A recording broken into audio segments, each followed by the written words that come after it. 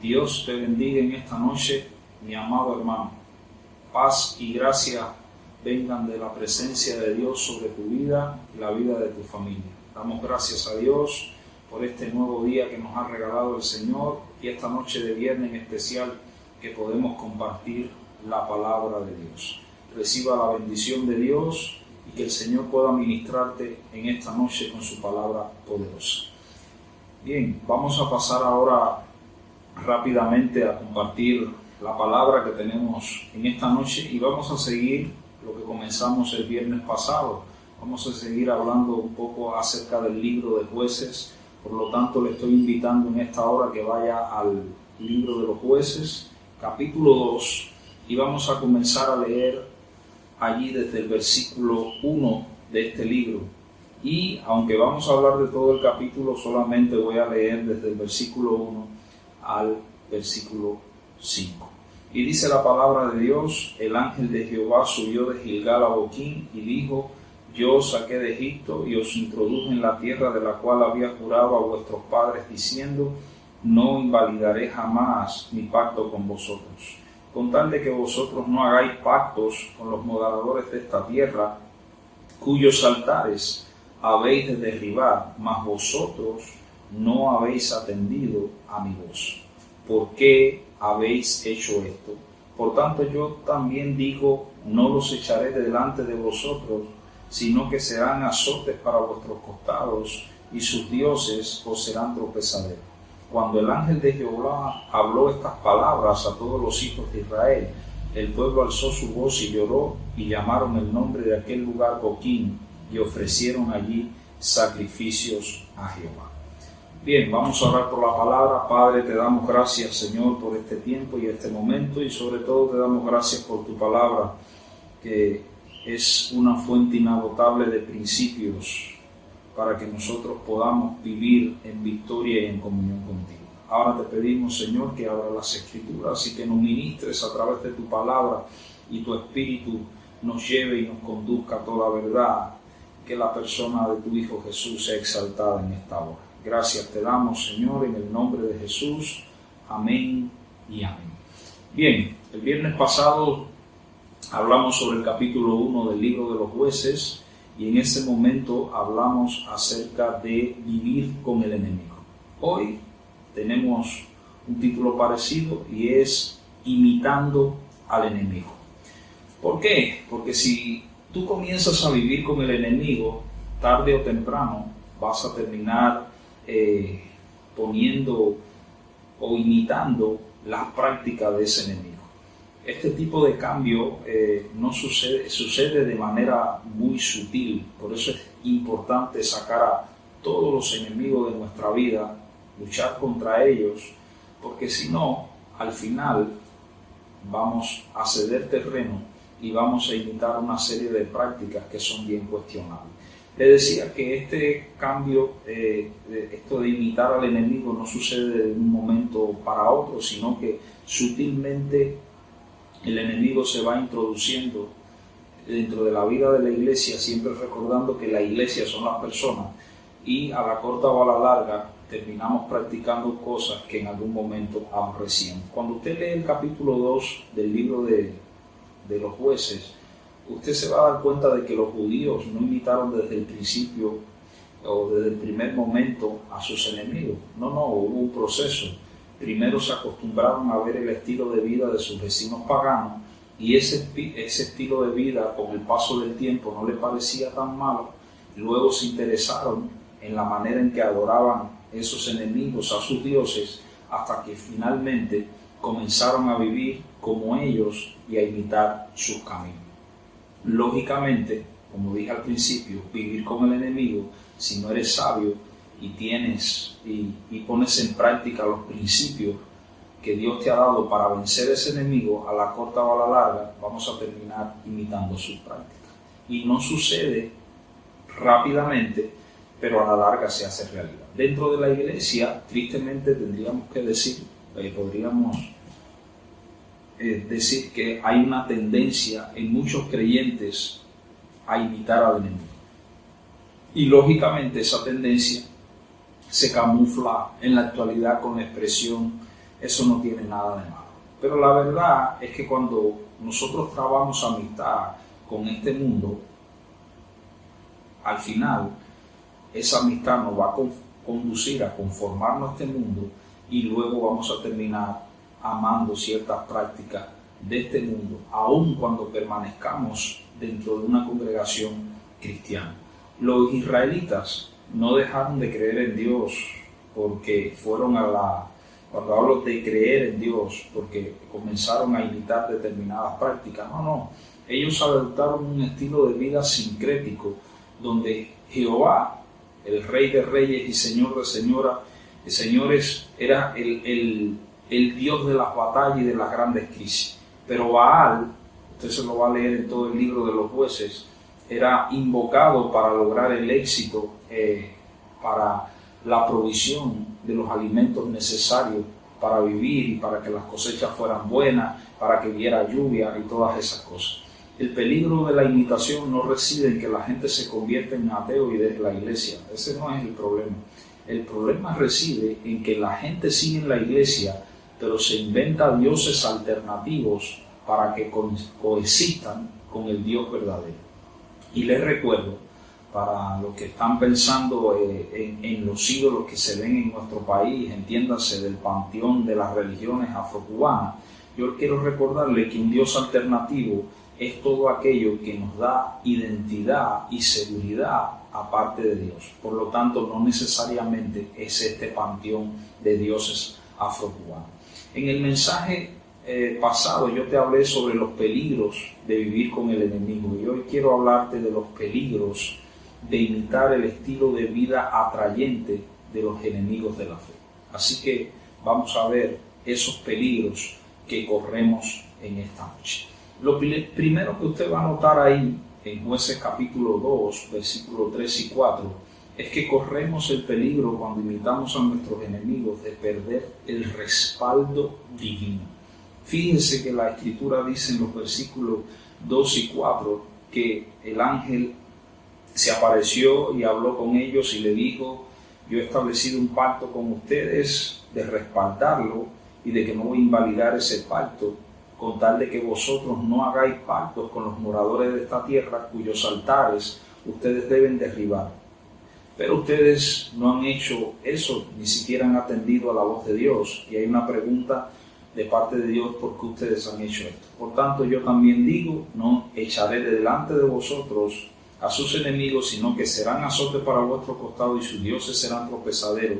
Y cuando el ángel de Jehová habló todas estas cosas a los hijos de Israel, el pueblo alzó su voz y lloró. Dios, yo no sé si usted ve la importancia de esto, Dios se tomó el trabajo de ir personalmente a hablar con el pueblo. Él podía haber levantado un profeta o o otra persona, pero no lo hizo. No, fue él personalmente.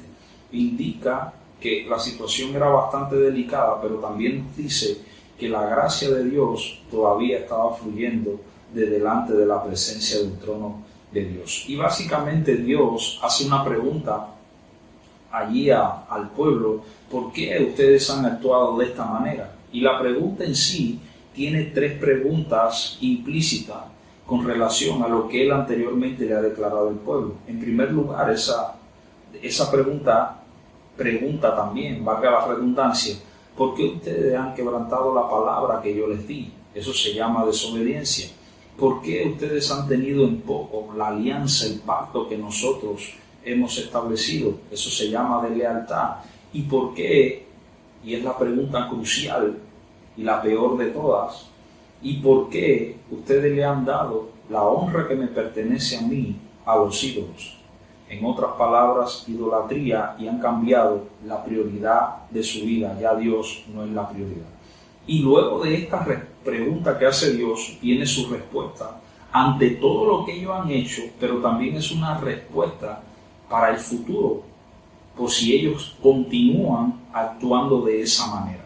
¿Qué significa esto? Bueno, en primer lugar, Dios no va a estar con ellos en sus batallas. La expresión ahí que aparece en el versículo: no los echaré delante de vosotros, implica que Dios no va a derramar su poder sobre ellos para que ellos venzan a sus enemigos. Si nosotros deliberadamente no queremos atender o escuchar la voz de Dios, y recuerde que bíblicamente escuchar no es oír, sino es obedecer y poner por práctica, entonces Dios nos va a dejar a merced de lo que nosotros queremos.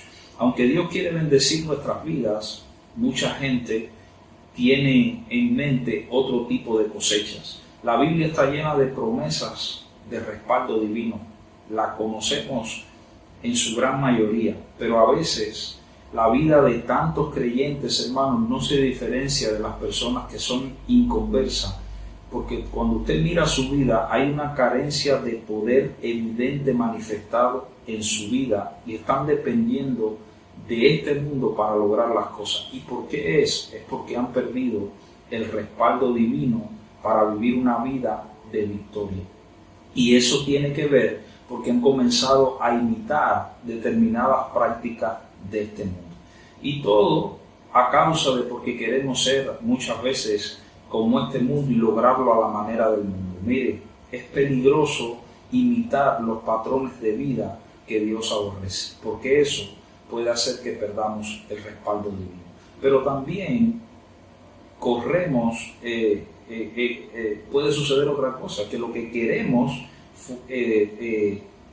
fuera de Dios se convierta en un problema para nuestra vida, porque no solamente pierdes el respaldo, sino que lo que queremos fuera de Dios, esto puede afligir nuestra alma. Mire, la Biblia dice claramente ahí que Dios le dijo que sus enemigos y especialmente sus ídolos iban a ser espinas en sus costados y trampas para su vida. Eso es lo que significan las palabras azotes y tropezaderos que Dios menciona ahí en el versículo. En otras palabras, traerán una continua aflicción a su vida, no los harían sentir completamente miserables e iban a entorpecer el fluir de Dios en sus vidas. El punto es que si tú y yo no nos arrepentimos, eso de este mundo va a tomar el control de nuestra vida, eso que queremos imitar va a tomar el control de nuestra vida y al final nos va a esclavizar.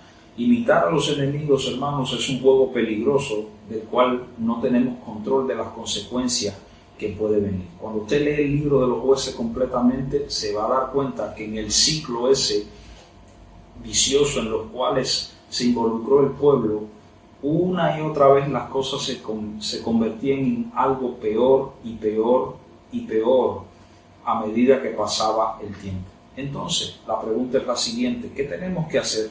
Bueno, la Biblia dice que cuando esta gente escucharon al ángel hablar y este terminó, tuvieron un destello de arrepentimiento al parecer, porque lloraron y ofrecieron sacrificios delante de la presencia de Dios. Lo mismo tenemos que hacer nosotros. El primer paso para enfrentar estos peligros es restaurar nuestra relación con Dios, es reconocer que hemos ido por un camino que no es el que Dios diseñó, es reconocer que Dios ha establecido un pacto con nosotros y nosotros tenemos que entrar bajo sus condiciones en esa relación de pacto y no podemos obviar lo que Él ha prometido y ha dictaminado que nosotros debemos hacer.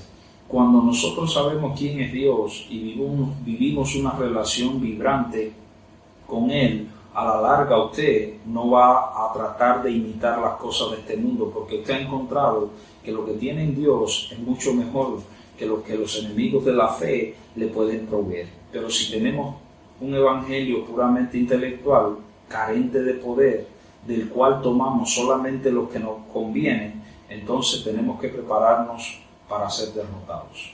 Esa no es la voluntad de Dios. No es la voluntad de Dios. El Nuevo Testamento, el apóstol Pablo decía claramente que lo imitemos a Él como Él imitaba a Cristo. Así que debemos renunciar a imitar a los enemigos de nuestra fe o las cosas que este mundo nos puede ofrecer, porque si lo hacemos, corremos el peligro de perder el respaldo divino. En segundo lugar, corremos el peligro de ser tropiezo para otras personas. Mira, la Biblia dice en el capítulo 2, versículo 10, que toda aquella generación después de Josué, fue reunida con sus padres, y se levantó después de ellos otra generación que no conocía a Jehová ni la obra que le había hecho por Israel. Y en el versículo 12 dice: dejaron a Jehová, el Dios de sus padres, que los había sacado de la tierra de Egipto, y se fueron tras otros dioses, los dioses de los pueblos que estaban a sus alrededores, a los cuales adoraron y provocaron a ir a Jehová. La pregunta es la siguiente: ¿cuál fue el legado que esa generación le entregó a la próxima? ¿Por qué la pregunta? Porque tú y yo vamos a entregar lo que vivimos, no tanto lo que sabemos de manera intelectual. La generación que siguió a la generación de Josué, dice la Biblia que no conocía al Señor. Y no solamente eso, no se preocuparon por conocer al Dios de sus padres, de tener una relación con Él. Y lo que vieron de sus antecesores fue un montón de gente adaptada a vivir en ambientes de idolatría y de paganismo y de desobediencia a Dios.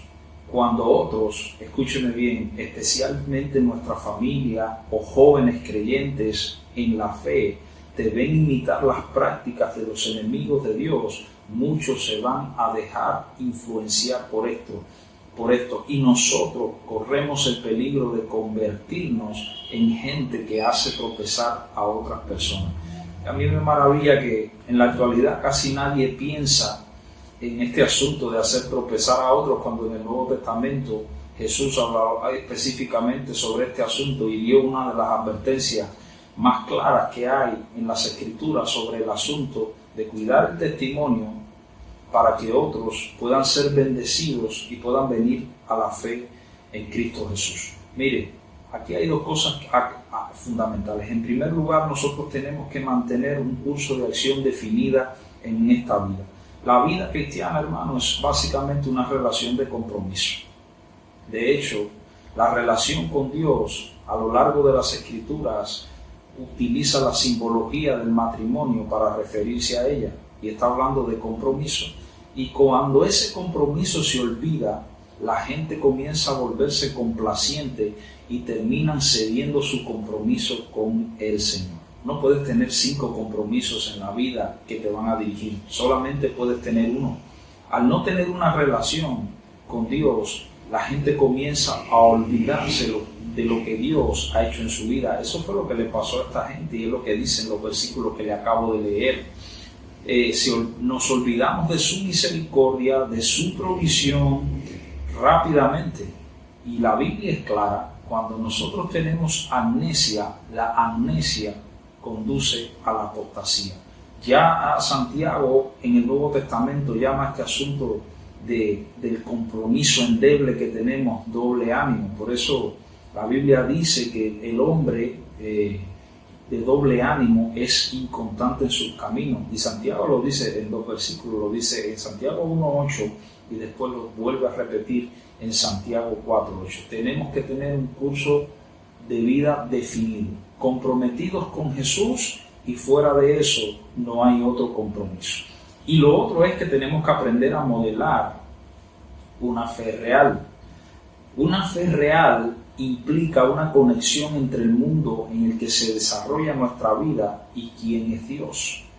Muchos creyentes viven una fe compartimentada, y esto manda un mensaje a la próxima generación que dice: lo de este mundo para este mundo, y lo de la iglesia es lo de la iglesia. Pero eso es una enseñanza que no aparece en las Escrituras. Nosotros somos creyentes que vamos caminando por este mundo y nuestra ciudadanía está en los cielos. No podemos tener una fe compartimentada y dividir la vida, como hace mucha gente, entre la vida secular y la vida cristiana. Como otras veces les he dicho, es una sola vida.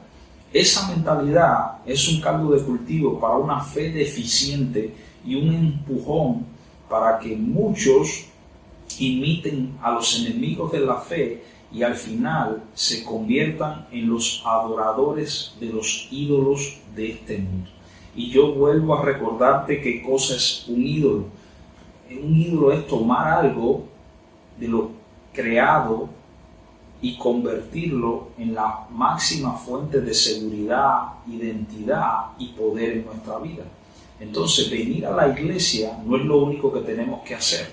Tenemos que comunicar una fe dinámica y viva que es capaz de dar una respuesta a la situación en la que vivimos, al mundo en que vivimos, a la realidad del mundo en que vivimos. Tenemos que ser capaces de comunicar una fe real y que funciona para las personas. Si no comunicamos una fe así, y lo que hacemos es comunicar una fe de leyes, de reglas, de normas y de conceptos nada más, a la corta o a la larga, estamos siendo un tropiezo para esa generación que nos va a seguir y para las personas que nos rodean.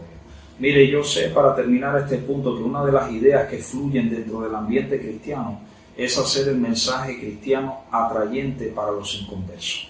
Y yo no estoy en desacuerdo de cambiar ningún método cuando sea necesario, si ese método va con su cambio, va a redundar en ganar almas y en edificar en carácter la vida de las personas.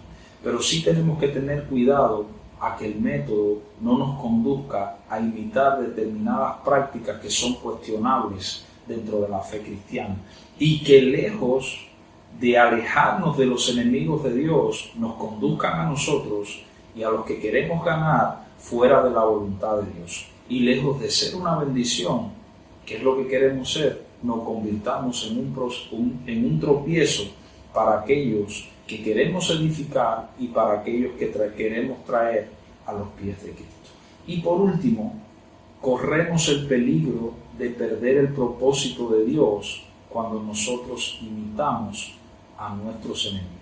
La parte final del capítulo 2, versículos 19 y 21, dice la Escritura allí: mas acontecía que al morir el juez ellos volvían atrás y se corrompían más que sus padres, siguiendo a dioses ajenos para servirles e inclinándose delante de ellos, y no se apartaban de sus obras ni de su obstinado camino. Hay un lenguaje bien gráfico ahí.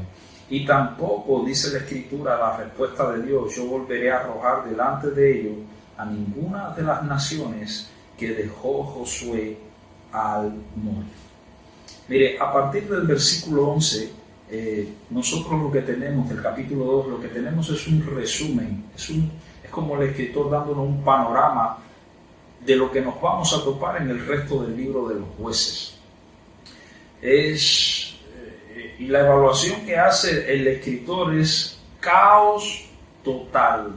Fíjese que el escritor lo que hace es describir en este capítulo el círculo vicioso de pecado, esclavitud, súplica y salvación que corre a todo lo largo del libro de los jueces. En otras palabras, es una pérdida total del propósito de Dios con Israel como nación. Y eso es lo que pasa cuando nosotros tratamos de imitar a los enemigos.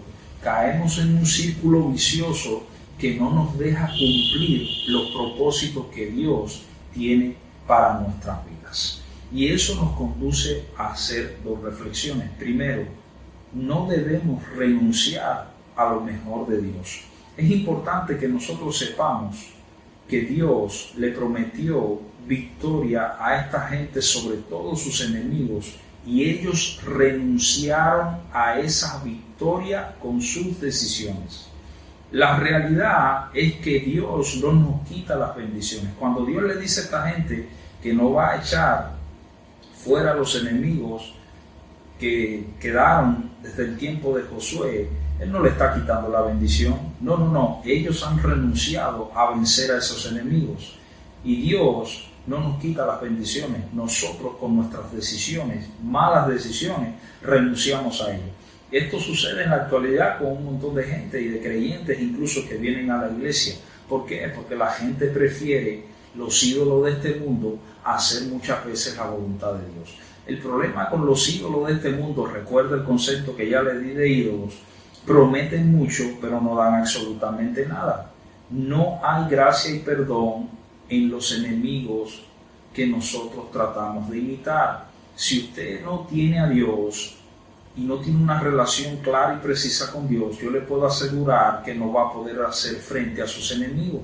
Solo vas a tener una cosa en tu vida y se llama un patrón de aflicción. Jesús murió en la cruz para que usted sea hecho a su imagen y semejanza, no para imitar y seguir la corriente de este mundo. Así que no renuncie a lo que mejor que Dios tiene para su vida. Y lo otro es que nosotros tenemos que aprender de los errores que cometemos. Todos en algún momento de nuestro andar cristiano hemos imitado al enemigo y hemos sufrido las consecuencias. Eso forma parte del crecimiento cristiano y de madurar en el Evangelio. Pero nosotros deberíamos aprender de esas malas experiencias. Ese era el problema de los israelitas. Cuando usted lee esos versículos que acabamos de ver ahí, ellos no sacaron ni una sola experiencia positiva de las situaciones que le había tocado vivir. Ellos desperdiciaron el sufrimiento que había venido sobre su vida y no aprendieron las lecciones que Dios quería que aprendieran. Y tristemente, ese ciclo de desobediencia, disciplina, desesperación y liberación aún se ve en la actualidad en muchas iglesias. Siempre decimos y citamos la Biblia para decir que todas las cosas obran para el bien de los hijos de Dios. Bueno, dentro de todas esas cosas están todos los errores que cometemos. Por lo tanto, no deberíamos, hermanos, estar sufriendo por gusto, sino que debíamos aprender a sacar las lecciones necesarias de esta vida y de los errores que cometemos, porque aún esas decisiones mal tomadas y sus consecuencias son parte del cumplimiento del propósito de Dios para nuestra vida, que es hacernos conforme a la imagen de su Hijo. Y para finalizar este punto, hay una pregunta que te quiero hacer y que deberías responderte, porque es algo que veo en la vida de muchos creyentes. ¿Hay en tu vida algún tipo de patrón repetitivo en el cual no se divisa ningún propósito? ¿Por qué? Porque escucho mucha gente diciendo, no, ahí estoy luchando contra la tentación, estoy luchando contra el enemigo, pero al final es un patrón como el que vive en esta gente, de rebelión, de pecado, de desesperación, de súplica y de Dios tocando tu vida y volver a caer en ese patrón. Ahí no hay ningún propósito, ahí no hay ninguna visión a futuro, ahí hay una vida de una persona que está tratando de salir a flote constantemente por sus malas decisiones y tiene que estar constantemente viviendo solamente de confesar, arrepentirse, ser perdonado, pero lejos de aprovechar estas oportunidades, vuelve a caer en el pecado o en las malas decisiones que le han conducido a ese punto. Si la respuesta suya es sí, es decir, a esta pregunta de un patrón repetitivo, entonces tengo que decirte que tu camino y tu vida está en el camino de los israelitas en el libro de los Jueces. En otras palabras, te falta mucha tierra por conquistar y estás bajo la influencia de este mundo. Ese es el peligro que se corre cuando imitamos a nuestros enemigos. Y quiero concluir en esta noche con lo siguiente. Yo no sé cómo está tu vida en estos momentos, pero quizás puedes identificarte, como decía, con este patrón que hemos mencionado aquí en esta hora, de imitación de los enemigos. Y quizás has escuchado muchas veces la voz de Dios que te ha hecho la misma pregunta que hizo Dios al principio. ¿Por qué haces eso? ¿Por qué te involucras en esto? Esa fue la pregunta que le hizo Dios, el ángel, allí a estas personas. Nosotros tenemos que volvernos a Dios. Debemos decirle que queremos romper con el patrón ese que hay en nuestra vida de desesperación, derrota, victoria que estamos viviendo. Tenemos que conquistar a los enemigos. No podemos hacer alianzas con ellos. No debemos imitarlos. Tenemos que renunciar a eso. ¿Sabe por qué? Y quiero recordarte una promesa poderosa de Dios. No necesitas imitar a los enemigos, porque la palabra de Dios dice en el Salmo 60:12 y vuelve a repetirlo en el Salmo 108, versículo 13, en Dios haremos proezas y Él hollará a nuestros enemigos. Así que el llamado en esta noche es, no imitéis lo malo, sino lo bueno. Seamos imitadores del Rey de Reyes y Señor de Señores, porque en Cristo Jesús es donde verdaderamente está la bendición y la victoria que no añade tristeza a nuestras vidas. Así que Dios te bendiga y déjame hacer una oración por ti. Padre, en el nombre de Jesús, yo bendigo a cada persona que está mirando este video. Te pido que tu palabra le ministre, Señor, y llegue a sus vidas y a sus corazones. Tu Espíritu le guíe, Padre Santo, y si las puertas de este mundo se han abierto para esta persona y las luces de neón están resplandeciendo y están prometiendo, Padre, yo te pido que tú abras su entendimiento y pueda ver la luz verdadera que viene de tu Espíritu. Ayúdale, Señor, y ministrale paz y liberación, y dale sabiduría para que se pueda conducir conforme a tu voluntad. Te doy gracias, Señor, en el nombre de Jesús. Amén y amén. Dios te bendiga, Dios te guarde, y nos vemos en el próximo servicio. Amén y amén.